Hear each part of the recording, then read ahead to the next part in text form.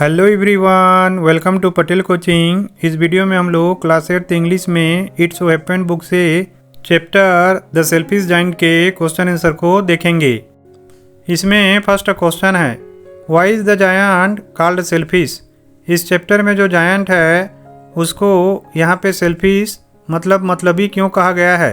देखिए, जो जायंट है उसको यहाँ पे मतलबी इसलिए कहा गया है क्योंकि वो गार्डन को अपने लिए ही रखना चाहता है और उसमें वो बच्चों को खेलने के लिए अलाउ नहीं करता है। इसी कारण से जायंट को यहाँ पे सेल्फिश मतलबी कहा गया है। इसी को इसके आंसर में लिखेंगे, the giant is called selfish because he wants to keep his garden for himself and doesn't allow children to play in it. जो जायंट है उसको यहाँ पे सेल्फिश कहा गया है क्योंकि वो गार्डन को अपने लिए रखना चाहता है और बच्चों को उसमें खेलने के लिए अलाउ नहीं करता है। देखिए, आंसर का जो पहला लाइन है ना, the giant is called selfish, ये हमने पूरा का पूरा क्वेश्चन से लिखा हुआ है। नेक्स्ट क्वेश्चन है, on one occasion the children said how happy we are here. एक बार बच्चों ने बोला था कि हम यहाँ पर बहुत खुश हैं। Later they said how happy we were there. उसके बाद उन्होंने कहा था कि हम वहाँ पे कितने खुश थे। What are they referring to in both the cases. दोनों ही केसेस में वो किसके बारे में बात कर रहे हैं। तो देखिए, दोनों ही केसों में वो जायंट के ब्यूटीफुल गार्डन के बारे में बात कर रहे हैं। उसी को इसके आंसर में लिखेंगे, they are referring to the giant's beautiful garden in both the cases. अब इसमें नेक्स्ट क्वेश्चन थर्ड का फर्स्ट है, when spring came it was still winter in the garden. What does winter stand for or indicate here? तो देखिए, जब spring माने बसंत आता है तब भी गार्डन में विंटर माने ठंड होता है। यहाँ पे विंटर जो है ना किस चीज़ को इंडिकेट कर रहा है यानी बता रहा है। यहाँ पे विंटर जो है जायंट के सेल्फिशनेस को और निरस्ता को बता रहा है। इसी को अपने वर्ड में लिखेंगे, winter stands for the giants selfishness and the absence of Joy. Winter यहाँ पे जायंट के मतलबीपन को और निरस्ता को बता रहा है। अब इसी क्वेश्चन का सेकंड पार्ट है, winter has been presented like a story with its own characters and their activities. Describe the story in your own words. तो देखिए, इस चैप्टर में विंटर को यहाँ पे एक स्टोरी की तरह बताया गया है जिसके अपने खुद के कैरेक्टर हैं और अलग अलग एक्टिविटीज वो खुद कर रहा है। देखिए, इसी विंटर को ना अपने ही वर्ड्स में हमको स्टोरी के फॉर्म में इसके आंसर में लिखना है। देखिए, विंटर के पास बहुत ही खतरनाक ताकत है जिसमें स्नो है, फ्रॉस्ट है, जिसके कारण पेड़ जो हैं मर जाते हैं। और उसके पास परमानेंट नॉर्थ विंड है जो कि काफ़ी ज़्यादा खतरनाक है। इसी को अपने वर्ड्स में लिखेंगे, winter is depicted as a destructive force with snow and frost, lifeless trees and permanent north wind। Winter यहाँ पे एक डिस्ट्रक्टिव फोर्स के रूप में दिखाया गया है जिसके पास स्नो और फ्रॉस्ट हैं जिससे पेड़ मर जाते हैं और परमानेंटली नॉर्थ विंड बहता है। नेक्स्ट क्वेश्चन है, वाज द जायंट हैप्पी और sad over the state of the garden. देखिए, जब जायंट बच्चों को भगा देता है तो उसके गार्डन में परमानेंटली विंटर आ जाता है। तो इस क्वेश्चन में पूछ रहा है कि इस कंडीशन को देखकर जायंट जो है खुश है या दुखी है। तो देखिए, वो दुखी है। इसी को अपने वर्ड में लिखेंगे, the giant was sad over the state of his garden. Giant जो है दुखी है अपने गार्डन के इस हालात को देखकर। नेक्स्ट क्वेश्चन है, what effect did the Lynette song have over hello and the north wind.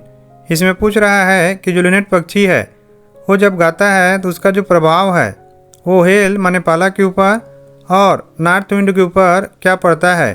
तो देखिए, जब लिनेट पक्षी गाता है ना तो नॉर्थ विंड रोर करना माने जोर से आवाज़ करना बंद कर देता है और जो हेल है वो भी डांस करना बंद कर देता है। इसी को अपने वर्ड में लिखेंगे, as a result of Linnet's singing the north wind stopped roaring and hail stopped dancing. Linnet के गाने को सुनकर जो नॉर्थ विंड है वो रोर करना बंद कर दिया था और हेल ने डांस करना बंद कर दिया था। नेक्स्ट क्वेश्चन 6 का फर्स्ट है, the giant saw a most wonderful sight what did he see. देखिए, इसमें पूछ रहा है कि जायंट ने बहुत ही खूबसूरत दृश्य देखा था। उसने क्या देखा था। तो जायंट ने देखा था कि जो बच्चे हैं उसके गार्डन में खेल रहे हैं और जो स्प्रिंग है वो आ चुका है। इसी को अपने वर्ड्स में लिखेंगे, the giant saw the children playing in his garden as spring had come. Giant ने बच्चों को उसके गार्डन में खेलते देखा था क्योंकि बसंत आ चुका था। इस क्वेश्चन का सेकेंड पार्ट है, what did he realise on seeing it. देखिए इस क्वेश्चन में पूछ रहा है कि बच्चों को अपने गार्डन में खेलता देखकर जो जायंट है उसने क्या चीज़ को रियलाइज़ किया, क्या अनुभव उसको हुआ। तो देखिए उसको पता चला कि वो बहुत मतलबी था, इसीलिए वो बच्चों को अपने गार्डन में खेलने के लिए अलाउ नहीं कर रहा था। इसी को इसके आंसर में लिखेंगे, he realised that he was too selfish not to allow the children to play in his garden. उसको पता चला था कि वो बहुत मतलबी था क्योंकि वो बच्चों को अपने गार्डन में खेलने के लिए अलाउ नहीं कर रहा था। नेक्स्ट क्वेश्चन है, why was it still winter in one corner of the garden. देखिए इसमें पूछ रहा है कि गार्डन के एक कोने में अभी भी विंटर क्यों था। तो गार्डन के कोने में अभी भी विंटर इसलिए था क्योंकि वहाँ पे एक लड़का जो काफ़ी छोटा था और छोटे होने के कारण ही वो जो लड़का है वो पेड़ पे नहीं चढ़ पा रहा था, जिसके कारण वहाँ पे विंटर जो है ना अभी भी मौजूद था और स्प्रिंग नहीं आया था। इसी को इसके आंसर में लिखेंगे, it was still winter in one corner of the garden. देखिए पूरा का पूरा हमने क्वेश्चन से लिखा है, because one boy was too small to climb the tree. Next question है, describe the first meeting of the little boy and the giant. इस क्वेश्चन में पूछ रहा है कि जब पहली बार वो छोटा बच्चा और जायंट मिले थे तो वहाँ पे क्या हुआ था। तो देखिए वो दोनों एक फ्रॉस्टी ट्री माने जमे हुए पेड़ के नीचे में मिले हुए थे, जहाँ पे जायंट ने बहुत प्यार से उसको ट्री में चढ़ा दिया था। इसी को इसके आंसर में लिखेंगे, the little boy and the giant first met beneath a frosty tree where the giant gently placed him into the tree. तो देखिए जो छोटा बच्चा है और जो जायंट है वो पहली बार जमे हुए पेड़ के नीचे में मिले थे, जहाँ पे जायंट ने बहुत ही प्यार से उस बच्चे को पेड़ पे रख दिया था। अब इसमें नेक्स्ट क्वेश्चन है, describe their second meeting after a long interval. बहुत समय के बाद जब दूसरी बार वो दोनों मिले थे उसके बारे में यहाँ पे हमको लिखना है। तो देखिए जब दोनों दूसरी बार मिले थे बहुत समय के बाद, तो जो जायंट है वो देखता है कि बच्चा जो है वो घायल हो चुका था क्योंकि उसके हाथ और पैरों के पंजों में निशान पड़ा हुआ था, जिसके कारण वो काफ़ी गुस्सा हो गया था और जिस आदमी ने उस बच्चे को वो घाव दिया था उससे वो बदला लेकर उसको मारना चाहता था। इसी को अपने वर्ड्स में लिखेंगे, at the second meeting after long interval. देखिए पूरा का पूरा अपने क्वेश्चन से लिखा है, द जायंट सा that the boy was wounded. तो देखिए दूसरी मुलाकात में जो जायंट है उसने देखा था कि बच्चा जो है वो घायल था। He was so angry and wanted to kill the man who hurt the child. वो बहुत ज़्यादा गुस्से में था और उस आदमी को मारना चाहता था जिसने बच्चे को वो चोट देकर घायल किया था। नेक्स्ट क्वेश्चन है, द जायंट ले dead all covered with white blossoms. देखिए बच्चों आपने चैप्टर में पढ़ा है कि जो जायंट है आखिर में मर जाता है और उसके ऊपर में सफ़ेद फूलों का पूरा कवर हो जाता है।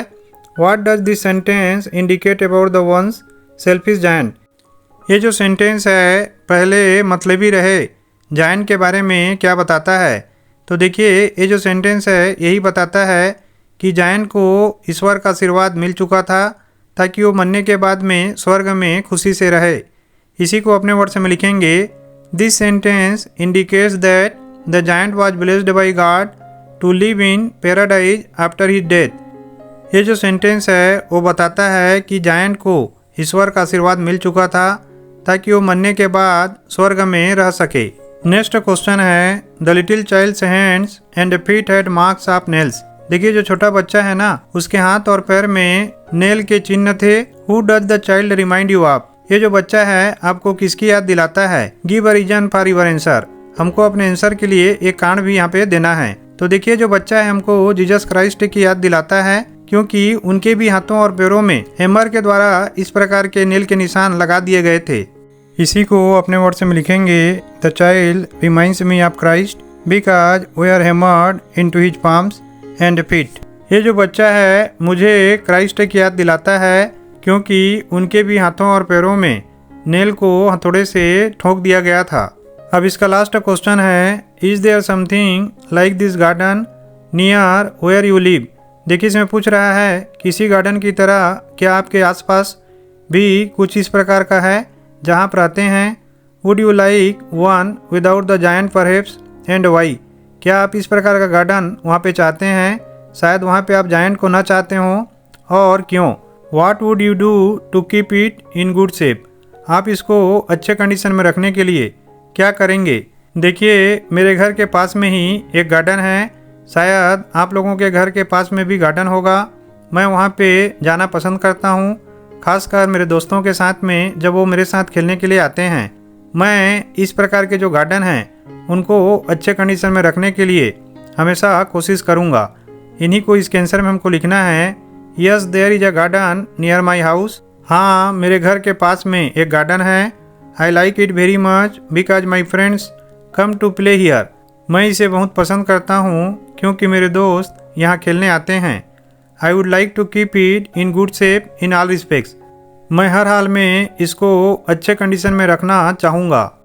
अब चलिए देखते हैं किसने इस चैप्टर को काफ़ी अच्छे से समझा है। इस क्वेश्चन के आंसर को आपको कमेंट करके बताना है। What was the north wind raped in. Option A है ब्लैंकेट, बी है क्विल्ट, सी है शॉल और डी है फर। आशा करता हूँ ये वीडियो आप लोगों को बहुत पसंद आया होगा। Thank you for watching.